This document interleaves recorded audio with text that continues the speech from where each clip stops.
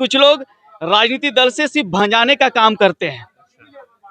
ये भंजाने का काम बंद कीजिए और अपने आरक्षण, अपने अधिकार के लिए एकजुट कीजिए। लेकिन हम तो धर्म में बटे हुए थे ना, धर्म में बटे हुए थे, अधिकार तो बुझे नहीं।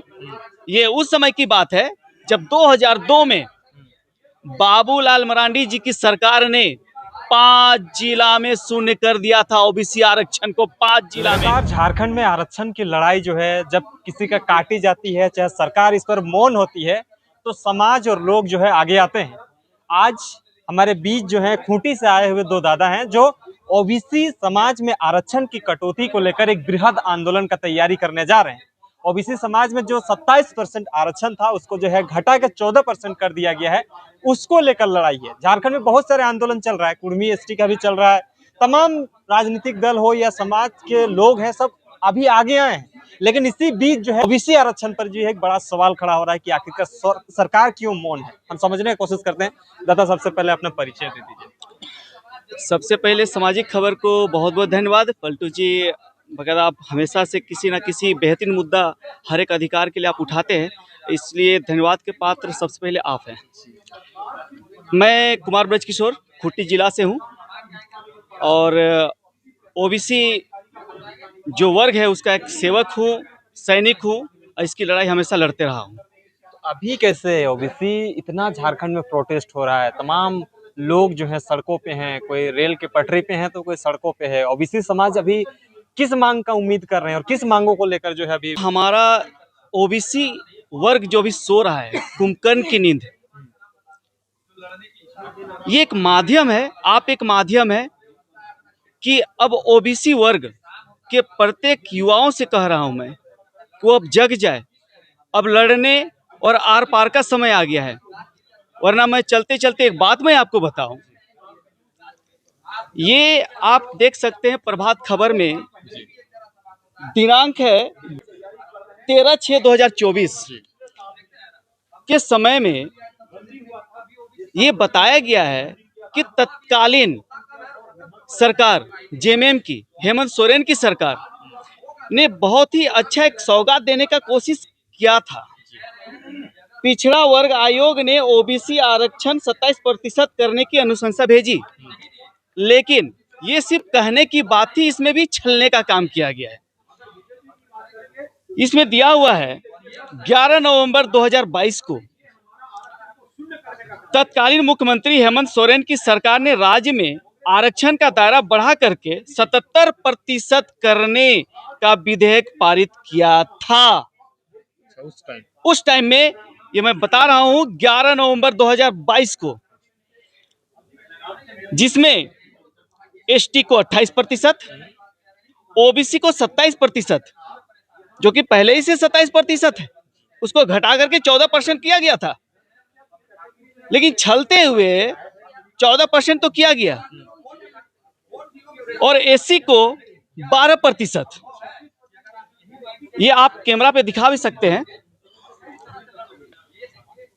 लेकिन आरक्षण, ओबीसी आरक्षण जो है देने का प्रावधान किया गया था, जिसमें एक चीज कह करके रोक दिया गया कि राज्यपाल जी के पास से वो आगे बढ़ ही नहीं रहा है। रीजन आप पूछ सकते हैं। उसमें यह कहा गया कि राजभवन की ओर से यह आपत्ति जताई गई है कि उक्त विधेयक में पिछड़ा वर्ग आयोग की अनुशंसा नहीं है।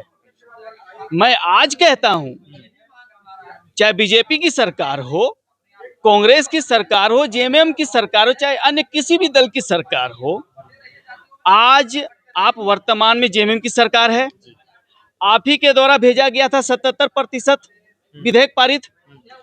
आज तो हमारे पास, इस सरकार के पास, झारखंड के पास पिछड़ा आयोग भी है और उसके अध्यक्ष जानकी यादव जी भी है। तो आपको तकलीफ किस चीज का है? रुक कहां पर, आप रोक कहां रहे हैं? आप ओबीसी के आरक्षण जो है उसको पारित कर दीजिए ना।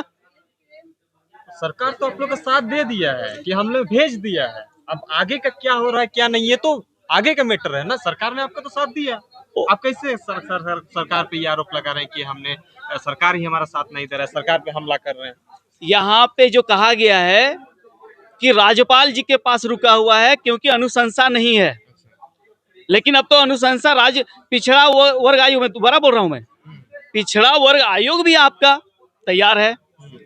अब ये भी बोला गया था कि उसमें अध्यक्ष नहीं थे, अब भी अध्यक्ष है। तो अब सरकार अगर मेरे हितैषी है तो अब दीजिए ना, अब दीजिए। तो क्या अभी आप लोग दबाव बनाने की कोशिश कर रहे हैं, उस टाइम जो नहीं हुआ अब होगा बोल के? जी, अभी कैसे जग गए इतना टाइम बाद? आप लोग 2 साल मौन रहे। ऐसा है कि ये लड़ाई तो हमें 2002 में ही लड़ लेना चाहिए था, लेकिन हम तो धर्म में बटे हुए थे ना, धर्म में बटे हुए थे, अधिकार तो बुझे नहीं। ये उस समय की बात है जब 2002 में बाबूलाल मरांडी जी की सरकार ने 5 जिला में शून्य कर दिया था ओबीसी आरक्षण को। 5 जिला में ये लड़ाई उसी समय लड़ लेना चाहिए था।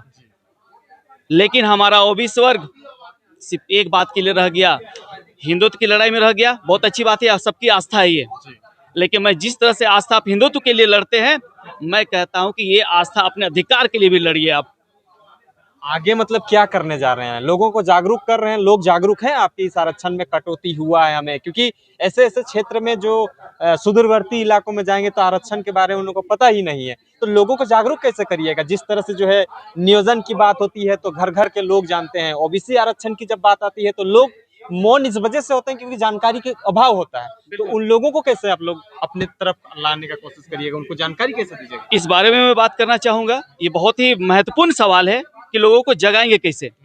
लेकिन ये जो बाबूलाल मरांडी जी की जो बात मैंने अभी कहा 5 जिला में, मैं इस सरकार से बात करना चाहूंगा, तत्कालीन सरकार और वर्तमान सरकार से भी, कि 2002 में बाबूलाल मरांडी जी ने ये दफन कर दिया आरक्षण, इससे भी पेट नहीं भरा तो हेमंत सोरेन की सरकार ने फिर 2 जिला में 2023 में आरक्षण शून्य कर दिया गया ओबीसी का।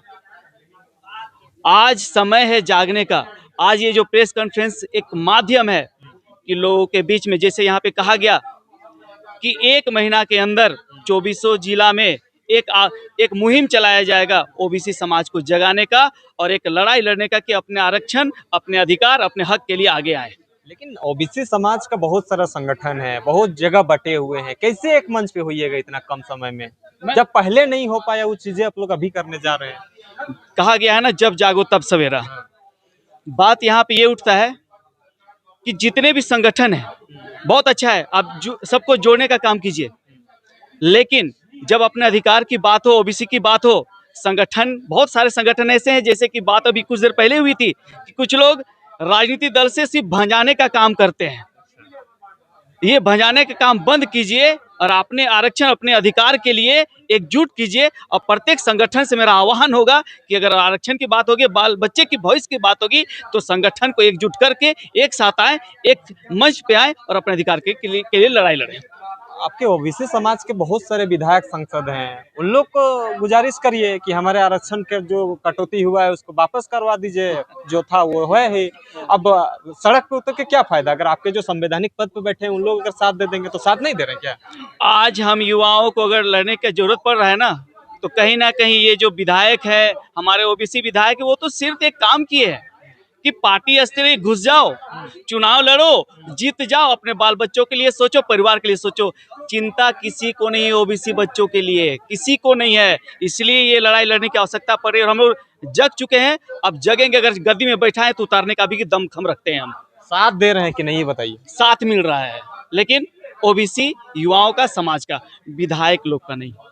ये मतलब एक संगठन के तौर पर आप लोग काम करिएगा, पार्टी विशेष नहीं जाएगा? पार्टी विशेष नहीं जाएगा। ये ओबीसी आरक्षण एक मोर्चा होगा, इसके तहत चलेंगे हम लोग। मतलब ये सारे चीजें अभी आरक्षण में कटौती हुआ सबको पता है, बहुत सारे जो पढ़े लिखे युवा हैं जो इस चीजों को सूझबूझ करते हैं उनको पता है, लेकिन अभी आप लोग को क्यों जरूरत पड़ा कि 27% आरक्षण था हम लोग का घटा दिया? इससे क्या मतलब नुकसान होने लगा आपके ओबीसी समाज में? क्योंकि बहुत लोग वीडियो देखेंगे, समझ में नहीं आएगा, तो हमें इस चीजों का क्लियर करा दीजिए लोगों को कि आखिर क्या दिक्कतें हो रहा है आरक्षण घटने से। हम तो समझ रहे हैं, आप भी समझ रहे हैं, लेकिन लोगों को बताइए। देखिए, जेपीएससी, जेएसएससी में जितने भी रिजल्ट आते हैं, ओबीसी के कितने छात्र होते हैं। जब हमारा 7 जिला में शून्य है, वहाँ पे तो वैकेंसी जो आता ही है शून्य से, तो हम वैकेंसी तो भर नहीं सकते हैं। ओबीसी से हम फाइट कर नहीं सकते हैं, जनरल कैटेगरी में हम जाकर फाइट करना पड़ेगा, उसमें भी DEWS रखा गया है, उनको 10% ऑलरेडी मिल चुका है। हमारा क्या, हमारा क्या? तो आज SDO है, BDO है या DSP जो बन रहे हैं, सारे कैटेगरी के बच्चे बन रहे हैं। हम ओबीसी बच्चों का क्या दोष है भाई? तो इसलिए हमको जागना जरूरी है, इसलिए हमको जरूरत पड़ रहा है, आज आरक्षण का मांग करना पड़ रहा है और इससे लड़ाई लड़ना पड़ रहा है। अंतिम सवाल रहेगा, मतलब झारखंड में हर चीजों को प्राप्त करने के लिए आंदोलन ही एक ऐसा जरिया है क्या? पढ़े लिखे युवाओं को हमेशा भटकना पड़ता है, चाहे रोजगार के लिए, नौकरी के लिए, और अब आरक्षण के लिए भी जो है आंदोलन करना पड़ रहा है। झारखंड हमारा जो अलग हुआ था ना, सिर्फ इसलिए ये सोच के हुआ था ना कि प्रत्येक युवाओं को रोजगार मिलेगा, प्रत्येक समुदाय को उसका हक मिलेगा। ये दुर्भाग्य है, ये दुर्भाग्य है कि हमें ये करना पड़ रहा है, लेकिन क्या है, मजबूरी है, करना पड़ेगा। क्या कि सीधी अंगुली से तो घी निकल नहीं रहा है, तो टेढ़ा तो करना पड़ेगा ना। अब इसके लिए जहां तक जाना पड़े, जैसे भी जाना पड़े, हम लोग करेंगे। आंदोलन का रूप कैसा होगा आप लोगों? सरकार को